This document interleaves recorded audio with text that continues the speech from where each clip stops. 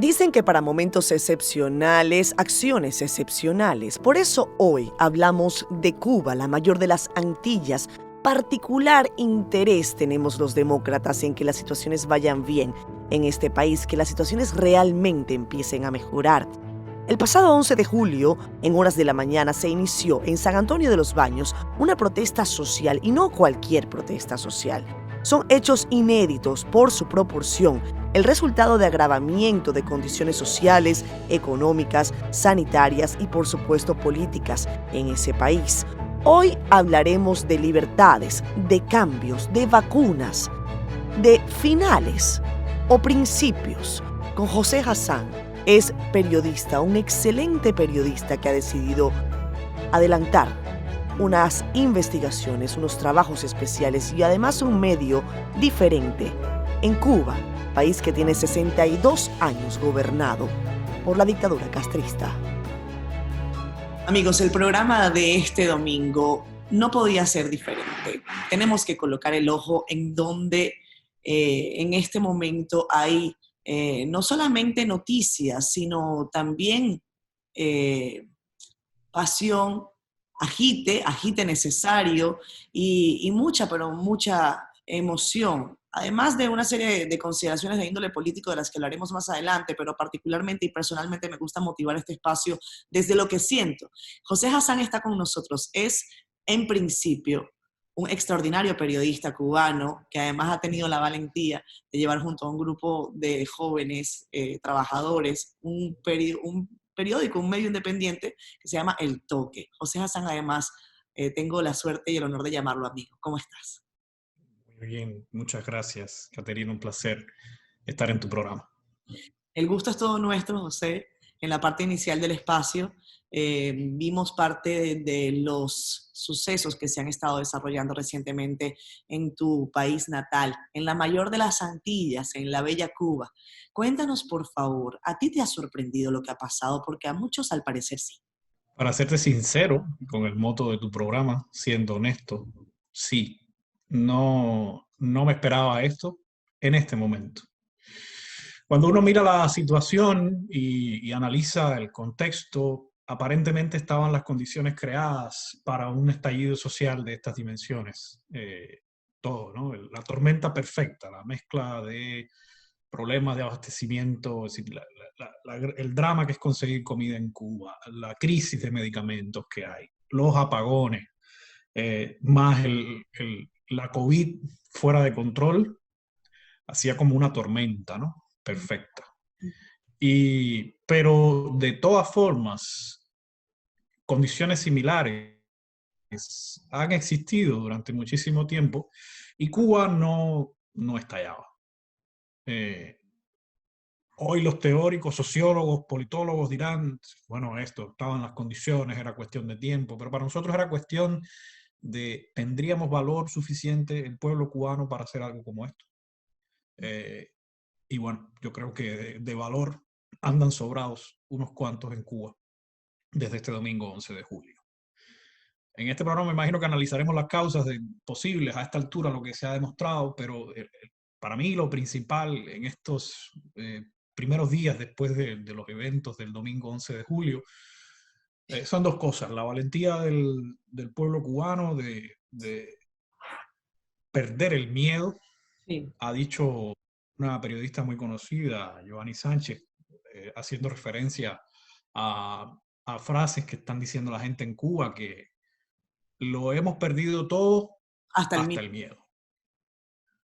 Entonces, eso yo creo que es real. Y lo otro de estos días, el país fue desconectado desde el domingo y apenas ahora empiezan a salir los videos de las personas que estaban en las manifestaciones o alrededor de las manifestaciones, donde se ve no solo el alcance de esta explosión que fue nacional, ¿sí? En todo el país, no quedó una provincia donde no hubiese manifestaciones. O sea que no es algo puntual, Pero ¿no? además, no, esta es una de las principales diferencias ¿cuál es el antecedente, ¿sí? En la historia de Cuba de este tipo de expresiones?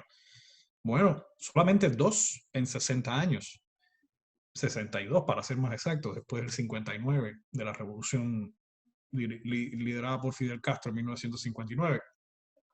1994, en La Habana Vieja, que en una situación similar, un caldo de cultivo perfecto para una explosión social por la suma de las crisis, salieron las personas a la calle, pero esa fue una manifestación concentrada en un pedazo de La Habana Vieja que fue resuelta muy rápidamente en una combinación del uso de la fuerza represiva con la aparición en persona de Fidel Castro allí, que contuvo aquella manifestación. Y luego de eso, al día siguiente, sencillamente abrió las costas y le dijo a los cubanos que se podían ir para Estados Unidos, porque la razón de aquella manifestación fue sobre todo una acumulación de tensiones, de gente tratando de tirarse al mar para llegar a Estados Unidos y sin opciones de viaje a Estados Unidos, ¿no? Y la salida fue muy fácil, le quitó la presión a la OEA diciéndole, váyanse. Claro. Varias veces lo hizo, ¿no? En el 67, en el 80, en el 94. Y el otro antecedente está mucho más cerca. Fue el 27 de noviembre de 2020, después de una intervención policial, después de unos días de tensiones con un movimiento de artistas y activistas que se llama el Movimiento San Isidro, y ya se ha convertido en un movimiento político. Estas personas estaban encerradas protestando por la detención de uno de sus miembros, Denis Solís. Empezaron una huelga de hambre, la policía, después de varios días, decidió una noche actuar, entró, y a la mañana siguiente un grupo de personas, artistas jóvenes, se presentaron frente al Ministerio de Cultura a protestar por esas actitudes. Y ese grupo, que inicialmente eran unas 10 personas, se fue llenando hasta llegar 300 personas en la noche. Y no llegaron más por lo mismo, despliegue militar, en fin. Bueno, pero lo de este domingo 11 de julio ya no fueron ni en un barrio localizado en La Habana Vieja, ni 300 personas fuera del Ministerio de Cultura. Fueron miles de personas en todas las provincias, con una capacidad de resonancia tremenda, ¿no? Empezó en San Antonio de los Baños, que es una localidad cerca de La Habana, donde está la Escuela Internacional de Cine, hay una base aérea militar muy importante, es muy cerca de La Habana, pero de repente se fue esparciendo, porque la imagen que estamos usando en estos días es que el país es un bosque seco, y donde caiga una chispa, sencillamente iba a levantar el país entero. Pero insisto, esto ahora puede parecer muy orgánico, natural y previsible, pero la realidad era que teníamos dudas de si en algún momento realmente iba a pasar. Pero como han dicho las personas, todo el mundo tiene un punto de quiebre, ¿no? No se puede aguantar todo el tiempo. Y ya ese punto de quiebre evidentemente llegó. Y ahora lo que pasa es que esto... ¿Sí? ¿Te escucho? Sí, fíjate que tú has mencionado varios elementos que yo entiendo son interesantísimos de contemplar desde la lógica de eso, del análisis pormenorizado, porque sí, es cierto, ya en otros momentos de la historia Cuba había tenido situaciones de precariedad similares, pero no habíamos visto una situación quizás como la de ahora. Yo quiero preguntarte sobre el rol que han tenido las redes sociales, porque quiero decirle a la audiencia, cuando nos conocimos, precisamente esa era una de las cosas que se estaba abordando. Esa decisión del gobierno del entonces presidente de Estados Unidos, Barack Obama, de abrir de alguna manera ese intercambio diplomático con la intención de que se dieran o que mejoraran condiciones que podrían abrir al pueblo cubano a una dimensión distinta. ¿Tú crees, José, que lo que estamos viendo se ha podido dar sin esa apertura inicial desde el punto de vista de una cosa que parece sencilla, pero que puede ser la gran diferencia que es esto? Querida Catherine, yo creo que en 7 años han pasado tantas cosas. Efectivamente, en aquel momento estaba la apertura promovida por Obama. Y fue una decisión del gobierno cubano, no necesariamente, no hemos podido demostrar todavía, no ha salido el documento, que haya sido un acuerdo como parte del proceso de normalización entre Estados Unidos y Cuba, que Cuba, entre los gestos que tomara para fomentar el acercamiento, estuviese el del acceso a Internet. Sí. A mí me parece que era un imperativo histórico que bastante lo demoraron en implementar, pero que tenían que eventualmente abrirse a Internet. Por supuesto, el presidente que tiene Cuba, Miguel Díaz-Canel Bermúdez, vino envuelto en una aureola de un hombre más joven, tiene 60 años,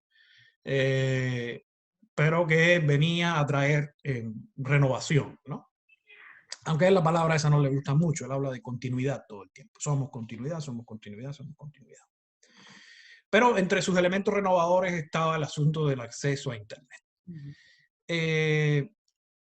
La normalización terminó en 2017 con la llegada a la presidencia de Donald Trump, y lo que vinieron fueron años de desmontaje de todos esos avances que se dieron en 2 años con Obama y la normalización. Y la administración Biden ha seguido en piloto automático las medidas que tomó la administración Trump, algunas de las cuales sí tienen un impacto muy fuerte en Cuba. Tengas en cuenta, por ejemplo, que las sanciones a las empresas que en Cuba gestionan las remesas desde el extranjero, que son militares, esas sanciones llevaron a Western Union a cerrar el envío de remesas a Cuba.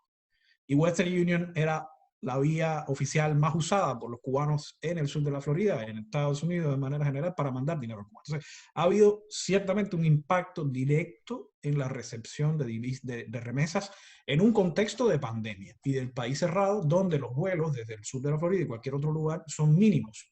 Y por tanto, la entrada de divisas en el acarreo de las mulas, que le dicen en Cuba, las personas que se dedican a mover mercancía y dinero de remesas de un lado a otro, también es mínimo. Entonces, hay ahí una acumulación. Luego, las sanciones se han expandido a muchísimo más, y por tanto, el acceso a combustible y también la situación en Venezuela, porque parte del problema de los apagones es que no está entrando combustible suficiente de Venezuela. Entonces, yo creo que no fue la normalización, porque la normalización terminó hace 4 años. Lo que generó estas condiciones, aunque evidentemente sí creo que las favoreció, y yo creo en el camino que la normalización propone como un camino, digamos, más efectivo para lograr transformaciones en Cuba desde dentro. Pero esto de ahora es también, mucha gente le alertó al gobierno cubano que para no llegar a esto debía tomar medidas que incluyeran un diálogo social. La petición principal de esos artistas que se reunieron en noviembre fuera del Ministerio de Cultura era diálogo, respeto a las diferencias. ¿Y qué pasó? Pues una criminalización de todas esas... Ante esa solicitud, cárcel. Y ante esa solicitud, silencio. Represión, asesinatos de carácter público, campañas de descrédito. Entonces, eso también es un factor que nos ha llevado aquí. Porque la gente no solo está pidiendo que se acaben los apagones, que avance más rápido el proceso de vacunación, que desmonten las tiendas. Estas tiendas, las llamadas tiendas de MLC, moneda libremente convertible, han sido una salida rápida de recaudación, una manera de recoger rápido. Expertos han dicho que es falso. Hay otras maneras de recaudar divisas que no implicaban algo como eso, que es un golpe directo a la capacidad adquisitiva de las personas, y porque el gobierno cubano no vende MLC. Entonces, si tú no tienes, si yo con mi salario, que es en pesos cubanos, no puedo comprar MLC, ¿qué me queda? Sino depender de remesas, de que me hagan remesas vía cash o vía transferencia, o comprarlo en el mercado informal. Dicho sea de paso, es un delito en Cuba vender y comprar divisas en el mercado informal. Entonces, ¿qué le queda a la gente si no eso? ¿Y qué ha pasado? Hay una tasa oficial. Todo esto también conecta con un proceso. El gobierno cubano, tú sabías cuando visitaste Cuba que habían 2 monedas, ¿no? El CUP, peso cubano, y el CUC, peso cubano convertible, que era un dólar disfrazado con otro color. Voy a decir la verdad, nunca tuve, bueno, tuve en mis manos peso cubano, pero no hacía nada con eso. Nada más servían los CUC.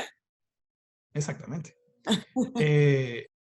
Inicialmente los CUC se llamaron pesos cubanos convertibles, pues supuestamente estaban atados a una reserva de divisas en el Banco Central. Eso en el 2004 lo rompieron, dijeron no, espérate, no, y empezaron a imprimir CUC y por supuesto eso perdió capacidad adquisitiva. Pero además de eso habían varias tasas de cambio. Había una tasa de cambio oficial entre el CUC y el CUP, luego habían tasas entre empresas, luego habían tasas para los campesinos, luego habían tasas para... Una locura.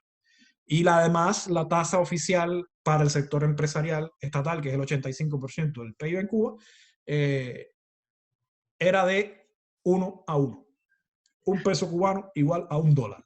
Esa es una de las fantasías más locas en economía que alguien se pudiera imaginar. Lógicamente todo esto tenía un gran impacto en la economía, falsa medición de los resultados reales, falsa rentabilidad, y demoraron todo lo que pudieron aplicar las medidas que era necesario, que era eliminar el CUC y cambiar las tasas de cambio, porque iba a implicar naturalmente una devaluación del peso cubano. Y la devaluación fue del 2.400%, porque de 1 por 1 llevaron a 1 por 24. Pero aún así, ¿qué pasó? Que 1 por 24 no era la tasa real. La tasa real que te estaba dando el mercado informal era 1 por 40 en ese momento inicial, 1 de enero de este año. La tasa llegó a estar a 1 por 70. Y ahora se ha estabilizado en torno al 1,60, 1,65. 1 por 60, 1 por 65. Pero la tasa oficial sigue en 1 por 24 y no te lo venden. Entonces, la gente tiene que, con su salario, que se lo subieron como parte de este reordenamiento, vino una subida salarial. Aparentemente la tasa por 24 duplicaba casi todos los salarios que tenía la gente. Pero cuando tienes que ir al mercado informal a comprar la divisa, lógicamente no ha pasado la duplicación. No, perdiste incluso capacidad adquisitiva con respecto a lo que tú ganabas anteriormente. Esto es muy cercano para los amigos venezolanos, para los argentinos. Es un fenómeno, y en el caso de Venezuela, bueno, es solamente superado por Zimbabue. Pero el tema es que entonces piensen todo eso cómo afecta a las personas. Entonces, la petición de cerrar estas tiendas en MLC es muy fuerte y los actos vandálicos, digo, se han dado en ataques a las tiendas en MLC. Pero también ha habido mucha rabia hacia la policía.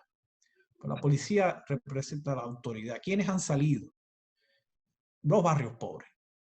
Los barrios más pobres, porque en Cuba no es que hayan barrios ricos, aunque los hay algunos, ¿no?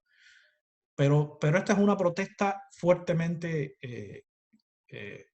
clasista también, en el sentido de que son las clases más afectadas, las personas que no tienen familiares en el extranjero. Esto también está racializado, las personas de la raza negra y mestizas, la migración cubana está racializada, la mayoría de los blancos tienen familia fuera de Cuba y la mayoría de las personas negras que viven en barrios pobres no tienen familia fuera de Cuba o acceso a las divisas. Entonces todo esto, por supuesto, impacta directamente. Pero no se me tome a mal, no es exclusivamente una protesta de gente pobre negra. Hay imágenes francamente icónicas, como en todos estos escenarios pasan. Ancianos que a duras penas pueden sostenerse han salido a protestar.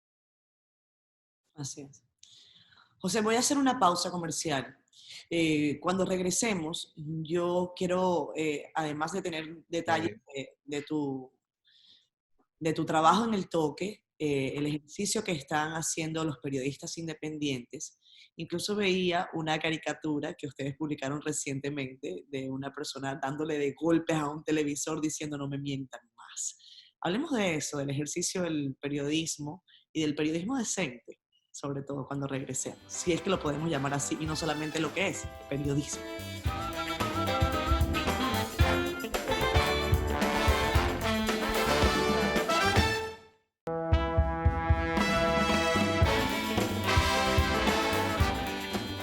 Regresamos con más, esto es Siendo Honestos. José Hassan, periodista cubano desde Miami. Analizamos con él no solamente la realidad que vive la mayor de las Antillas, una vez que a partir del 11 de este mes, 11 de julio de 2021, porque este programa queda para la historia, José, a través de YouTube y etcétera, varias plataformas digitales, se han desarrollado estas protestas que han estremecido no solamente al aparato gubernamental y dictatorial de Cuba, sino que yo siento que también tienen un efecto y van a tener un efecto en la región. Hablábamos antes de la pausa del periodismo, de cómo ustedes están buscando la vida en un país con tantas restricciones para decir lo que está pasando, para decir la verdad. Bueno, ¿cómo lo hacemos? Lo hacemos. Yo no puedo más que decir eso.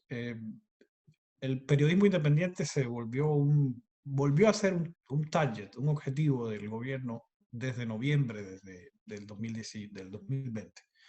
Porque el gobierno identificó que no solo el asunto de las redes sociales, permitiendo la distribución de la información en tiempo real, que es indudablemente causa de estas protestas, es decir, se estaba viendo en tiempo real a San Antonio de los Baños en la calle y empezaron entonces a salir las otras ciudades porque lo estaban viendo en tiempo real, a través de Facebook, de Telegram, de Twitter, de todas esas redes, YouTube. Eh, y en noviembre la magnitud de aquella protesta, que ahora en comparación con lo que ha pasado es nada, pero para su momento fue muy grande, pues el gobierno asoció que estaba relacionado con el papel también de los medios independientes digitales que han nacido y se han expandido en Cuba desde 2014 para acá con el incremento del acceso a Internet. Pero no es la primera vez que los medios independientes son el objetivo del gobierno cubano, porque en el año 2003, en la llamada Primavera Negra, aquel momento en que encarcelaron a 75 personas de un solo golpe bajo delitos de estar al servicio de potencias extranjeras, en fin, varios de esos 75 eran periodistas independientes, activistas que habían derivado del periodismo independiente, algunos de ellos un periodista reconocido como Raúl Rivero. Entonces, hay una larga historia de incomodidad del régimen cubano con el periodismo independiente. Por supuesto, no quieren periodistas, necesitan propagandistas que les hagan el servicio. Ahora, en ese contexto, pertenezco a una generación que estudió en universidades cubanas, trabajamos en medios estatales y yo trabajé en la radio de mi ciudad local, natal. Yo soy de Cienfuegos, que es una pequeña ciudad al centro-sur del país, cerca de Trinidad, y trabajé en la televisión, allí en Cienfuegos. Y después me fui a La Habana y trabajé 6 meses en un periódico nacional, Trabajadores se llama. Para trabajar en estos medios estatales te hacen chequeos de seguridad.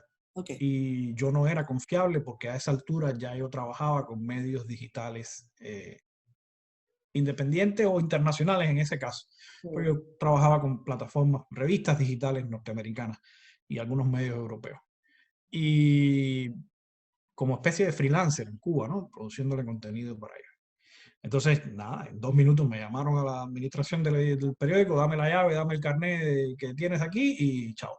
Wow. Me hicieron un favor, ¿no? Y después de eso, porque ya me lanzaron, como dicen los españoles, no sé si tengas que poner un pito aquí, a la puta calle, pero en un momento en que todavía no había internet en la calle, porque el gran problema en ese caso, o la gran justificación de por qué jóvenes periodistas seguían trabajando en medios estatales, era porque era la única manera de acceder a internet. Entonces trabajabas para el medio estatal, que como decimos en Cuba, hacían como que te pagabas mientras tú hacías como que trabajabas, y en realidad estabas trabajando para otro medio que te pagaba la moneda que necesitas para pagar el alquiler, para comprar los alimentos, en fin. Me votaron y dije, bueno, ok, ya no hay más nada y voy a buscar trabajo, y ahí, bueno, me ofrecieron un puesto en una de estas revistas internacionales y de ahí entonces seguí también trabajando en El Toque hasta que fui nombrado editor jefe del Toque en el segundo semestre de 2016 y desde entonces, bueno, ha seguido la plataforma. José, yo sé que a los periodistas no nos gusta contar nuestra historia, pero ¿qué efecto ha tenido para ti? Muchos, felices y no tan felices.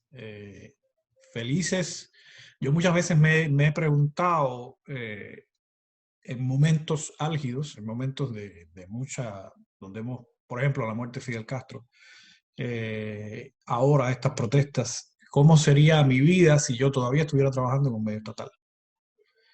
Y yo, de imaginármelo nada más, sufro, ¿no? Pero bueno, por suerte no trabajé en un medio estatal. Y la cobertura que hicimos de la muerte de Fidel Castro en El Toque fue la cobertura que quisimos hacer en ese momento.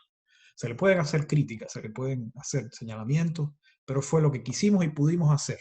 Y no dependió de nada externo a nosotros. Nadie, no vino, como yo tenía que ver en los medios estatales, una persona de una organización política a decirme qué podía poner y qué no podía poner. Y así ha sido en todo. Y somos, hoy mismo en el toque somos muchas personas, somos más de 35 personas en el staff principal, más colaboradores. Y son varios proyectos y podcasts y humor gráfico, programas para hablar de la perspectiva de género y luchar contra la violencia contra las mujeres, educar jurídicamente, hacer verificación, fact-checking contra los rumores. Todo eso está pasando en el toque hoy, ¿no? Y, y yo siento un gran orgullo de esos colegas y un gran placer porque son gente joven en su mayoría, hay algunas personas mayores, pero cuando tú ves que hay La talento, juventud es espiritual, José, la juventud es espiritual. también. No, pero es necesaria esa experiencia porque nosotros todos tan Claro, jóvenes también podemos ser injustos en algunas cosas totalmente que hacemos. de acuerdo. No, no vamos a ser discriminatorios por un tema de edad, para nada. Claro. Y ahora, es decir, te cierro la idea, tienes unos colegas tan jóvenes, bueno, tan talentosos, jóvenes o no tan jóvenes, y a veces las cosas salen solas, porque no tienes que, y lo hablo ya ahora como editor, que es ser jefe de periodistas, no tienes que dar demasiadas indicaciones, porque te puedes acostar a dormir Claro. y dejarlo que cuando te levantes algo bueno habrá pasado. Y si se cometió un error, bueno, ya se arreglará. Pero no hay un problema. Y por otro lado, los costos que ha tenido, bueno, sí ha tenido costos. Yo soy un exiliado. Yo tuve que salir de Cuba en el año 2019, después que eh, empezó ya la represión a tocarme los talones, me dejaron detenido en la casa, a mi esposa, que es directora de otro medio independiente, la habían detenido también varias veces haciendo cobertura. Ya teníamos una niña chiquita y bueno, salimos a un evento, nos enteramos que estamos embarazados, dijimos, ¿queremos otro niño? Sí, ¿queremos tenerlo en Cuba? No. Y en ese momento íbamos a ser emigrados. Pero lo que pasó después, especialmente después de los eventos del 27 de noviembre, nos indicó que somos exiliados porque fuimos expuestos en la televisión nacional acusándonos de subversivos, de ser los cerebros pensantes de conspiraciones. Y está claro que a Cuba no podemos regresar. O sea, Entonces, en principio a ti te detuvieron, a tu esposa también la persiguieron, pero ustedes tomaron la decisión de salir voluntariamente, pero después se dieron cuenta que iban a ser un target, o sea, que fue una decisión acertada. exactamente. Después, vaya, yo creo que los organismos de seguridad nos mandaron la señal, ¿no? ¿Cómo lo hacen con frecuencia? No regresen, porque los tenemos en la mira. Y eso no es que nos lo digan a nosotros, no piensen los televidentes de tu programa, que estoy hablando yo aquí creyéndome que soy el ombligo del mundo. Es que la relación del gobierno cubano con los emigrados que tienen una voz crítica está documentada, es represiva. Es decir, un muy activo militante contra el gobierno fue a Cuba a visitar a su familia desde Uruguay y lo dejaron dentro de Cuba. Le cerraron las Voy puertas a dentro de Cuba. ponerme del otro lado de la acera, o sea, porque estamos en un país, bueno, yo estoy hablando desde República Dominicana, país que es mi casa desde hace 10 años, eh, en el que también como tú, del que también como tú emigré, en un país con condiciones adversas desde el punto de vista político, un país donde ya no había democracia. La gente hoy dice, no hay democracia en Venezuela. Yo digo, hace más de 10 años que no hay democracia en Venezuela, porque teníamos elecciones, pero no éramos nosotros los que elegíamos. Y eso es uno de los grandes problemas, no es nada más elegir a un presidente lo que hace que un país sea democrático. Hay otras muchas cosas importantes, entre ellas el respeto a las libertades. Y yo me declaro y siempre me declararé como una defensora de libertades, a fin de cuentas. Eso sí es algo que puedo, que me identifica, que me mueve, es eso, defender libertades. José, háblame desde la otra perspectiva, para quien pregunte. Todas estas situaciones en Cuba no tienen que ver con que hay un bloqueo económico de Estados Unidos, del imperio. Este es el discurso de no solamente de Díaz-Canel, es el discurso, hoy he leído yo a un caballero que tenía tiempo sin leer, pero que lo guardé para acá para compartírtelo. Es el señor catedrático, porque además tienen unos nombres larguísimos, ¿no? A mí me encanta. Catedrático, periodista franco-español, editor o ex editor del Le Monde Diplomatique, Ignacio Ramonet, dice: Cuba enfrenta un guión subversivo prediseñado. ¿Qué efecto tiene esto? ¿Qué tan real es el impacto del bloqueo?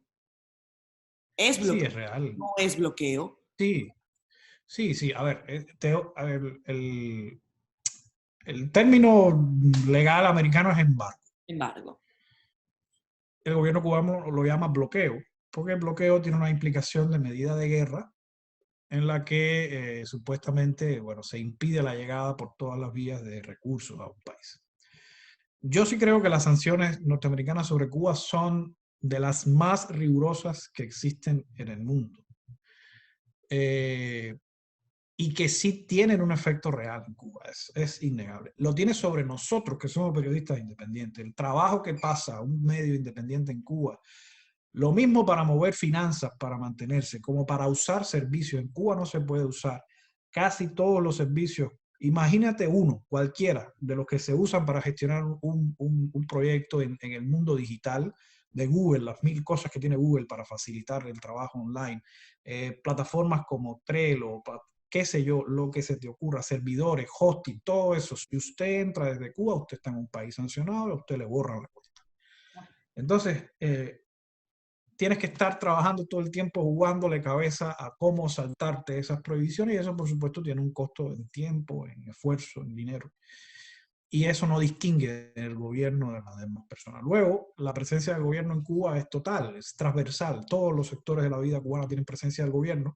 Entonces, cuando tú haces unas sanciones, un programa de sanciones destinado al gobierno, no hay manera de que el resto de la gente no la sufra. Y yo creo que tienen las medidas de Trump que incluyeron impedir que hubiesen vuelos desde a ciudades fuera de La Habana, disminuir el número de vuelos permitidos incluso a La Habana, cortar las remesas vía Western Union, sacar los incidentes estos del ataque acústico en la embajada en La Habana de los norteamericanos, que llevó al cierre de los servicios consulares. Está detenido el proceso de reunificación de familias. Hay que viajar a Guyana para tener entrevistas. Entonces, todo eso ciertamente tiene un componente de impacto directo en las personas y que tiene un componente en esta crisis que se está viviendo en Cuba ahora también, por supuesto, porque eso es lo que ha hecho más difícil la situación en el país, porque la gente no puede obtener remesas. Claro, pero luego... Pero la narrativa estatal es, las protestas están influenciadas porque es el imperialismo el que está detrás de eso. Los que están hablando están financiados por la CIA, por los mismos organismos de siempre. Dímelo brevemente, porque tengo que irme a comerciales, José. ¿Es cierto o no? No, no lo es. Puro y duro. Sería breve, ¿no? Vamos a la pausa, ya venimos.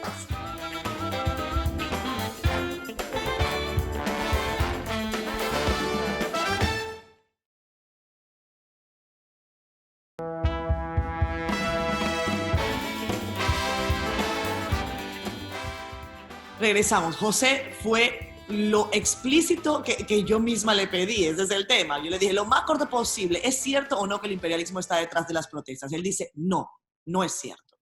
¿Por qué no es cierto? Sí. Es la respuesta corta. La respuesta más larga es que la narrativa es mucho más compleja que eso.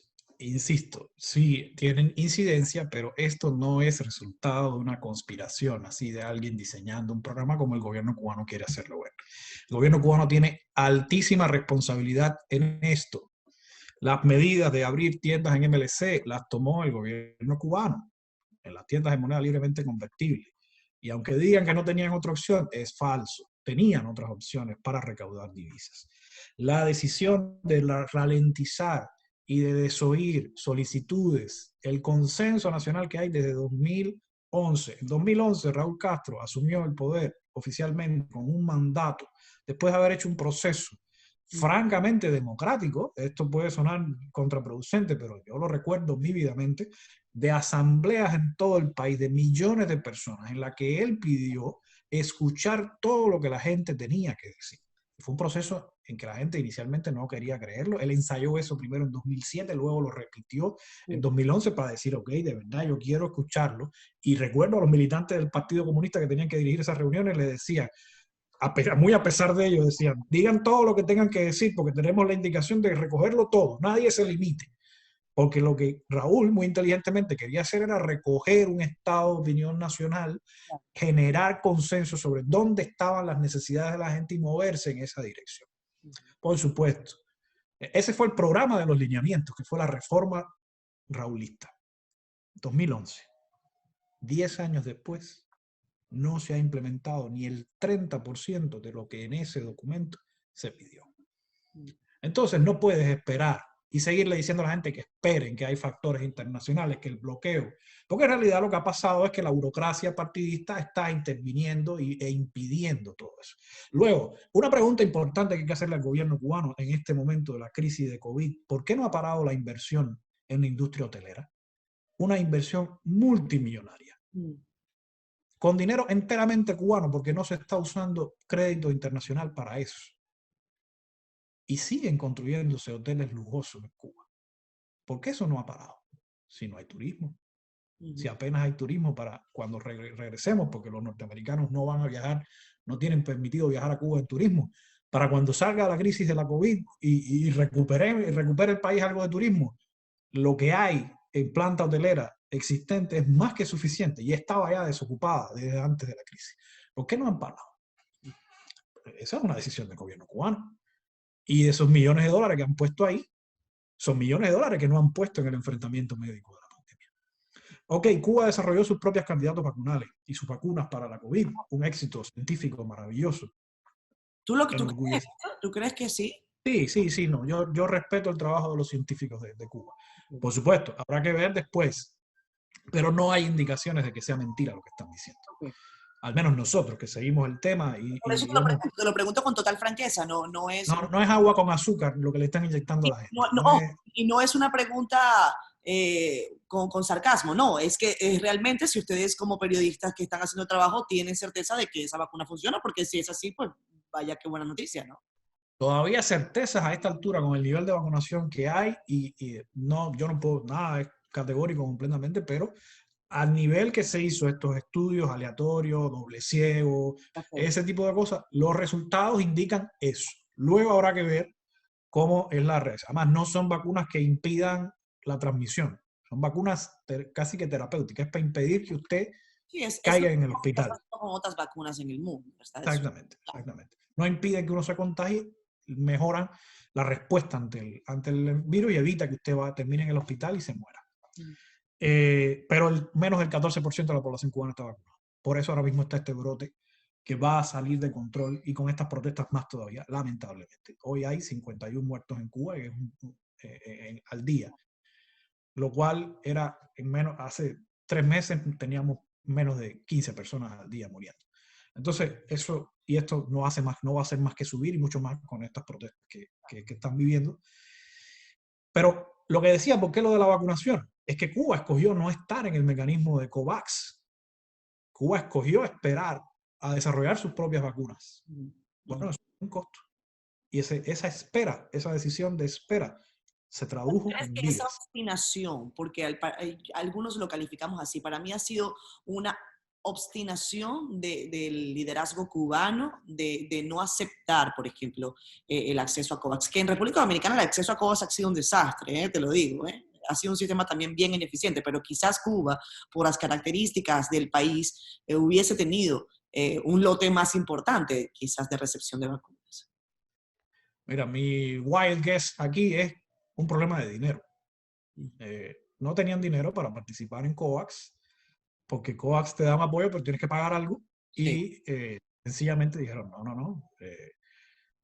Cuba también, hace unos días, fíjense esto, porque el gobierno cubano inventa las tiendas en MLC, despenaliza, es decir, el dólar no estaba penalizado, pero tenía un gravamen del 10% para evitar que la gente trajera USD en efectivo a Cuba.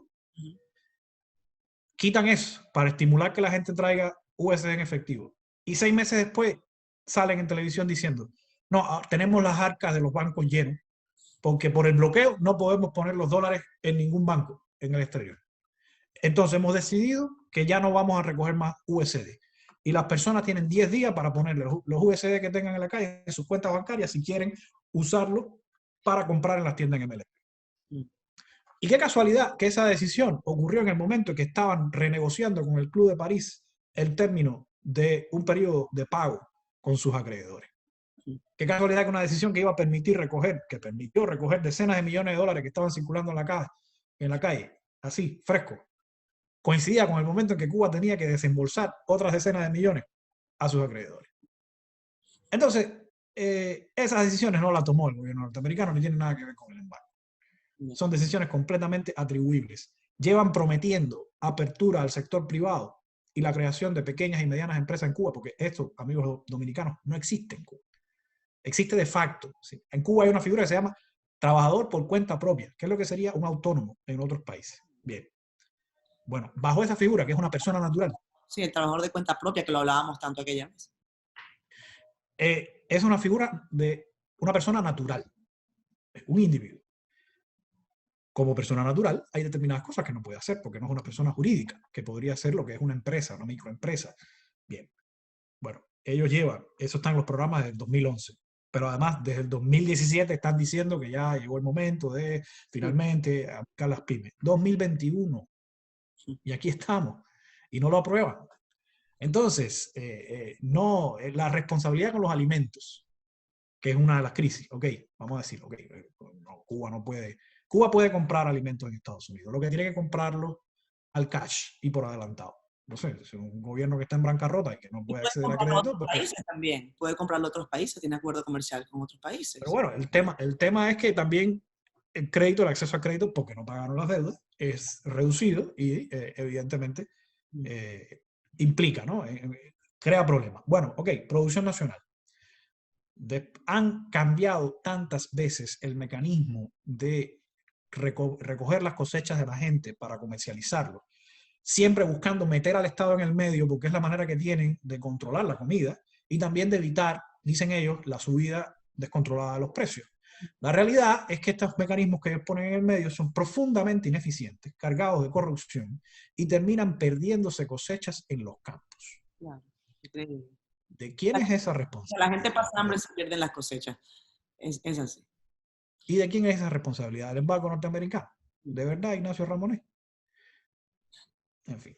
Vámonos a pausa, José. Cuando regresemos, desmontemos algunos mitos. Tú que eres un joven que ha salido de Cuba hasta hace apenas un año, un poco más, y hablemos de eso. Vamos a tratar de desmontar mitos. Ya veremos.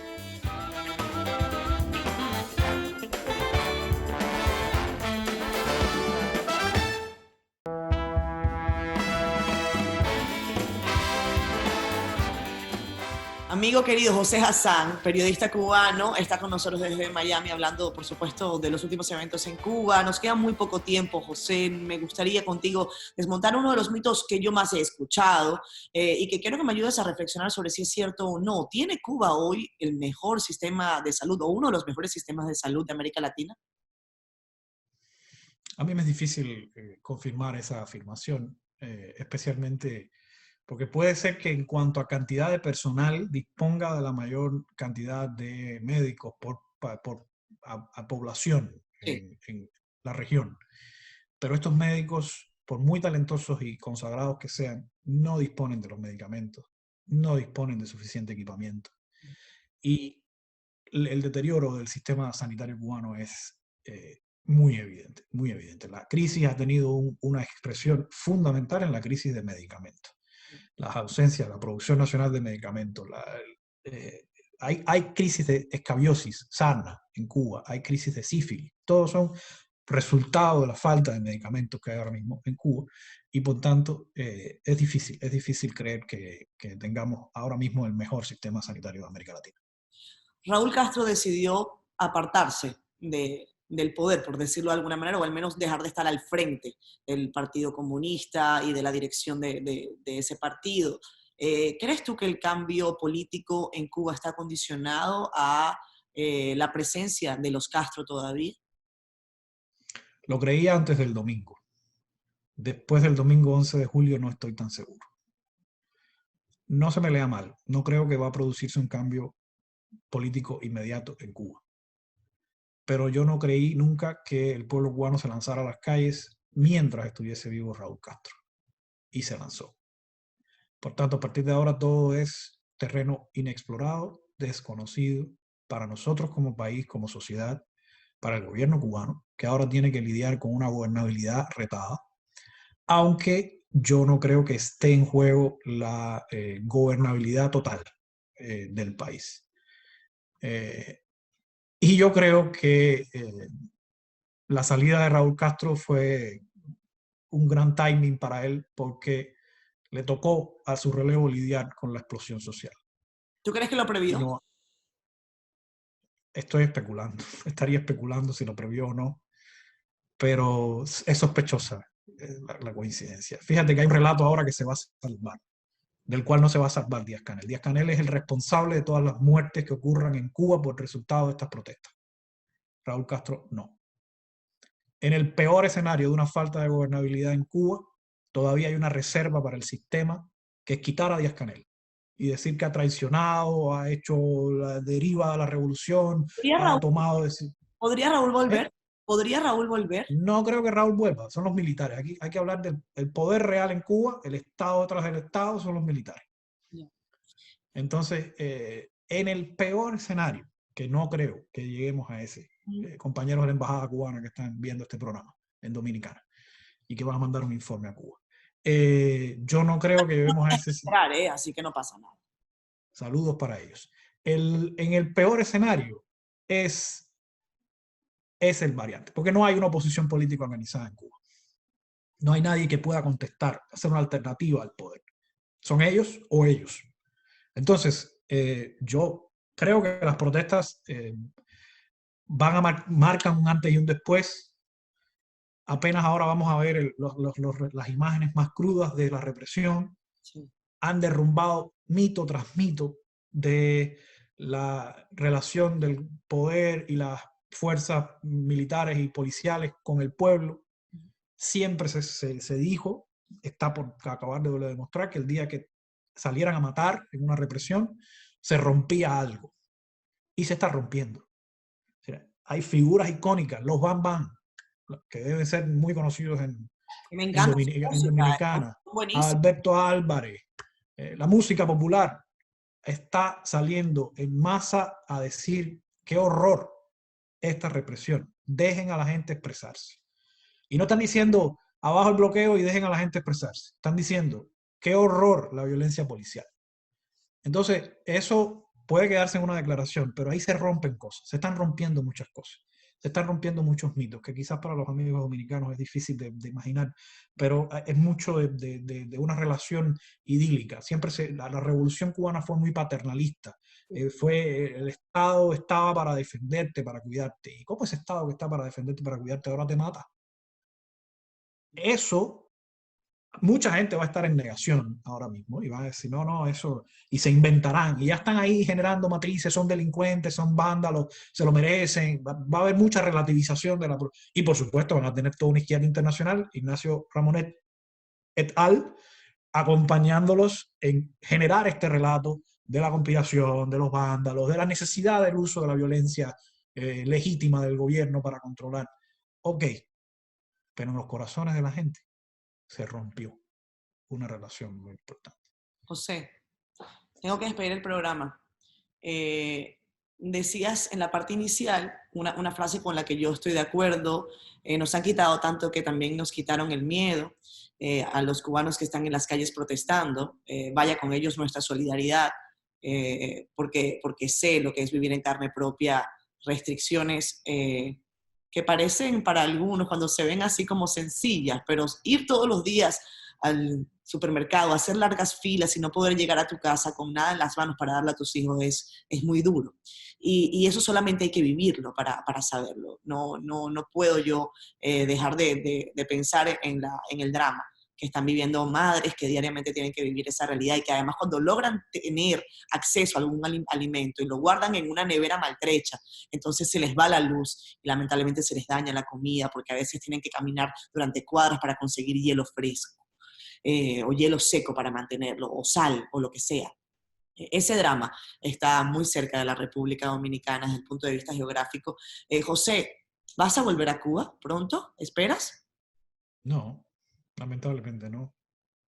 mientras no cambien las condiciones y yo no sea un riesgo para mí, para mi familia regresar a Cuba, no voy a regresar a Cuba. Quisiera pensar que el resultado de estas jornadas van a conducir a Cuba a un proceso no de democratización, no soy tan optimista, pero sí necesariamente de transformaciones.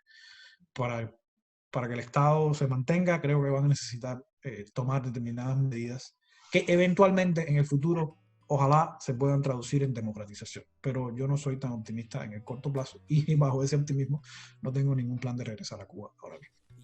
José, te envío un súper abrazo. Espero verte muy pronto. Para mí es siempre estar contigo, destacar una vez más el trabajo extraordinario que están haciendo en el toque. Ojalá tengamos más y más medios como ese en nuestra América Latina. Abrazo. Abrazo grande. Chao. Hoy yo te invito a caminar por mis solares para demostrarte de que sirven tus ideales. Somos humanos aunque no pensemos iguales. No nos tratemos ni dañemos como animales. Esta es mi forma de decírtelo. Llora mi pueblo y siento yo su voz.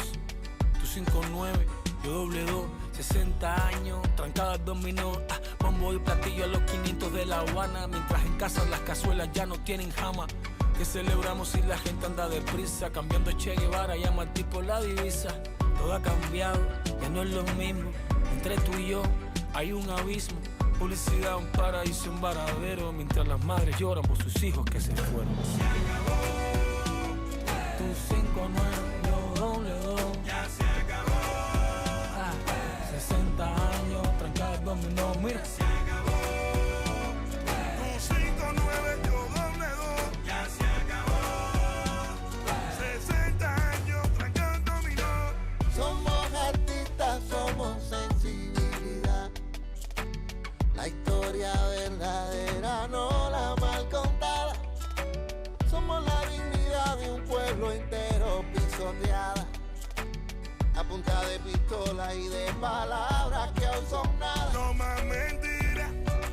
Mi pueblo pide libertad, no más doctrina. Ya no gritemos patria o muerte, sino patria y vida. Y empezar a construir lo que soñamos, lo que destruyeron con sus manos. Que no siga corriendo la sangre.